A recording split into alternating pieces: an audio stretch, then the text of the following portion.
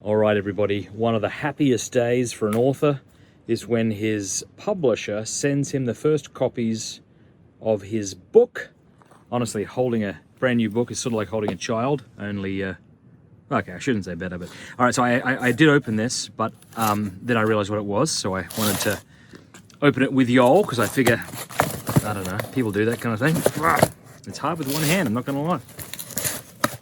There you go, good job, Foot. All right, guys, here it is. I wrote this book with Father Gregory Pine. It is, let's see if it looks good. That's it. Beautiful. Marian consecration with Aquinas. So it is a 9-day preparation for entrusting yourself to Mary. It's not overwhelming at all, but it's very beautiful. Wow, they did a good job. See, they send you, the PDF, so you see how it's going to lay out, but you don't really know until you...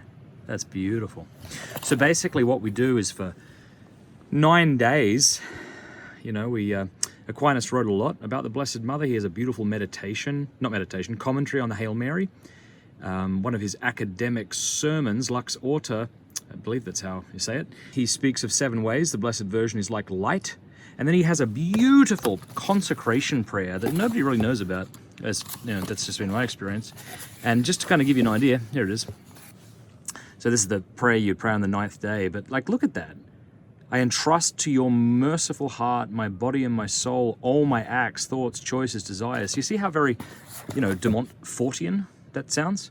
Of course, he lived prior to the time of de Montfort. Anyway, so if you love the idea of Marian consecration and you've tried and you found it very difficult, maybe because you didn't like, I don't know, True Devotion of Mary or de Montfort's kind of approach, give this a shot. It's published by Tan. Good job, Tan, for printing a beautiful book, but you can get it on Amazon as well. So, very cool.